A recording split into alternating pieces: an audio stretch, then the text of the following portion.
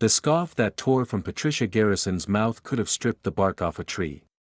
She stood like a sentry in her immaculate khakis and oversized sunglasses, pointing a manicured finger straight at my son as he stepped out of my car. "We don't do costumes here," she barked, loud enough for the whole cul-de-sac to pause their sprinklers and swivel their heads. "This isn't Halloween. Maple Ridge Estates has standards." My son Jake didn't flinch. He simply squared his shoulders, standing tall in his dusty desert camouflage, the same uniform he'd worn through 18 hours of travel from a place too remote and too dangerous to be mentioned aloud. 20 minutes. That's how long he'd been home. 20 quiet minutes before Patricia made it her mission to turn his return into a scene. But then something unexpected happened. Old Mr. Franklin, the Korean War vet who hadn't said much to anyone since his wife passed, slowly rose from his rocking chair 2 houses down. With effort, he lifted a weathered hand to his forehead in a sharp, deliberate salute. Then he leaned over to Patricia, murmured something in her ear, and whatever he said turned her complexion the color of skim milk. The haughty smirk slid off her face like rain off vinyl siding. "Let me take you back a bit. My name's David Morrison. I've lived in Maple Ridge Estates for 12 years, long enough to know that here, every lawn is regulation height, every flower bed follows a strict symmetry, and holiday lights have an expiration date. The HOA doesn't run this neighborhood, it rules it, clipboard in hand. Patricia Garrison has served as its self-appointed monarch for the last 3 years, and she wears her title like royal regalia. She's the type to measure your fence with a ruler and issue warnings for potted plant overages. The Johnsons once got fined $75 because their trash bins were visible from the street for 7 minutes too long. That's the world we live in here." Jake had been gone for 4 years, special forces. The kind of service they make movies about, though the movies never quite get it right. He never talked much about it, couldn't really. All I knew was he had 2 weeks off before he had to ship out again. Just 2 short weeks, and he'd chosen to spend them here, at home. He texted me that morning from the airport, "Don't make a fuss, Dad. Just want to sleep in my own bed and eat Mom's cooking." His mother had been gone 5 years, but I'd done my best to learn her recipes. It was the least I could do. When Jake stepped out of that car, he looked tired, really tired. The kind of tired that seeps into your bones. His uniform was still dusty from the flight, and his eyes had that 1,000-yard stare you only get from seeing too much for too long. But all Patricia saw was a violation. A threat to her curated sense of order. Before the sun had set, Patricia had fired up her laptop and launched her opening salvo.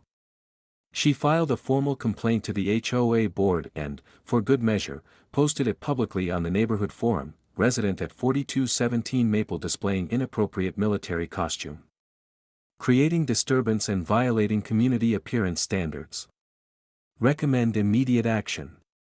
At first, the usual silence followed, neighbors too cautious or too exhausted to challenge Patricia. But then a few voices began to question whether a soldier's uniform could ever be called a costume. Patricia responded with her usual icy precision, citing bylaws about proper attire in shared spaces and neighborhood uniformity. I tried to let it slide. Jake certainly did. "Don't worry about it, Dad," he said between bites of roast chicken that night. "I've dealt with worse than suburban dictators." But the comment stayed with me, sharp and bitter. This woman, this petty enforcer, had reduced something sacred to a line-item violation. By morning, the crusade had escalated. Patricia left a stack of HOA guidelines on my doorstep, the dress code section highlighted like a warning shot. A sticky note was slapped on top, "Second warning. Next step is fines." Jake found it before I did. I walked out to see him sitting on the porch, the packet in his lap, head shaking slowly. "You know what's funny, Dad," he said, voice low. "Last month, I was protecting a village from insurgents. In the villages where Jake had been stationed, children looked at that uniform with awe. To them, it was a symbol of safety, of hope. But here, in the perfectly trimmed lawns of Maple Ridge Estates, it had somehow become a violation. I had half a mind to storm across the street and give Patricia Garrison a verbal reckoning she'd never forget. But Jake placed a steady hand on my arm. "Let her be," he said softly. "I didn't come home to fight civilians." That weekend was the neighborhood barbecue, Patricia's crown jewel. She'd been planning it for months, relishing the spotlight it gave her. Every detail had been plotted with military precision, color-coded spreadsheets listing dishes, start times for the grill, even a seating chart so strict it could have come from Buckingham Palace. Jake didn't want to go. "I'll just stay home, Dad," he said. "No need to stir things up." But I wasn't having it. He'd given everything to defend this country, and he deserved to sit at the same table as everyone else. More than deserved it. We arrived right on time. Jake still wore his uniform, he had no civilian clothes here. They were all still packed away at Fort Bragg. The moment we stepped into the park, Patricia spotted us like a hawk spotting a mouse. She cut through the crowd with rigid authority, every heel click echoing over the grass. Her lips were drawn into such a tight line, it looked like she could bite through metal. "I thought I made myself clear," she announced, her voice slicing through the conversations like a blade. "This is a family event, not a costume party. You'll need to change or leave. That's the rule." Silence fell like a curtain. Around 40 neighbors froze mid-conversation. Someone turned off the music. Even the kids stopped mid-game and looked toward the scene. Jake didn't respond right away. He gently placed his paper plate on the table, straightened his back, and turned to face her. His voice was even and measured, but it carried through the yard with the quiet authority of someone who'd been trained to lead under fire. "Ma'am," he said, "I'm Staff Sergeant Jacob Morrison, team leader with the 7th Special Forces Group. I've just returned from 11 months in Afghanistan. I'm home on a 2-week leave before I deploy again. This isn't a costume. It's my uniform. I've earned every patch on it." The silence deepened, thick and electric. Then the murmurs began. Whispers of "Special Forces" and "Afghanistan" rippled through the crowd. Mr. Franklin stood slowly from his lawn chair, his back a little stiff from age. "7th Group, out of Bragg," he said with quiet pride. "My grandson's in the 82nd Airborne. He says you Special Forces boys are the real deal." Then the stories started spilling out. The Andersons talked about their daughter in the Navy. The couple at the end of the cul-de-sac had just moved in, he'd served 2 decades in the Marines. It was like a switch flipped. Suddenly, the whole neighborhood was buzzing with pride and connection, revealing military ties and personal sacrifices they'd never shared before. Patricia tried to cut back in, her voice sharp. "That's all very nice, but the rules still apply," but her sentence didn't finish. "Sit down, Patricia." The voice was calm, firm. It belonged to Robert Kimball, the senior-most member of the HOA board. He rarely spoke during meetings, but everyone knew he'd done 2 tours in Vietnam. She opened her mouth, then closed it, and sat down. Her face was scarlet. Robert pushed himself to his feet with effort, favoring his bad knee. "I'd like to call an emergency board meeting," he said, his voice resonant. "Right here. Right now." He looked at his fellow board members. "All in favor?" Hands shot up one after another, every hand but Patricia's. Motion carried. He continued. "First item of business, Patricia Garrison's complaint against the Morrison family. I move to dismiss it with prejudice and issue a formal apology." Another show of hands. Unanimous, except for one. "Second item of business," Robert went on. "I move we create a policy to explicitly welcome and honor all active service members in our community." The hands rose again, firm, steady, united. All except Patricia's. Robert turned to the crowd. "Third item of business." Robert Kimball's voice rang with calm finality as he looked around the gathering. "Patricia, he said, "your behavior today violated the standards of respect and dignity this community is meant to uphold. I move for a vote of no confidence in your role as HOA president." There was a pause, a sharp intake of breath from the crowd, and then, one by one, hands rose into the air. Even Patricia's arm went up, though whether it was reflex or resignation, no one could tell. The meeting ended not with outrage but with relief. The tension that had lingered over Maple Ridge Estates for years seemed to lift like morning fog. What followed was less a barbecue and more a celebration. Neighbors approached Jake in a steady stream, shaking his hand, offering thanks.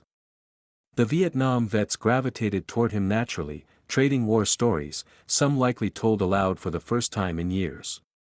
Children gathered at his feet, marveling at the patches on his sleeves, eyes wide with admiration.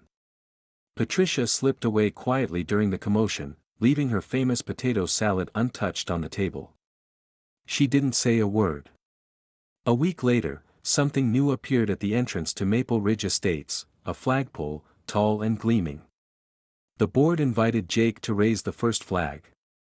He did it at sunrise, standing tall in uniform as a crowd gathered to watch.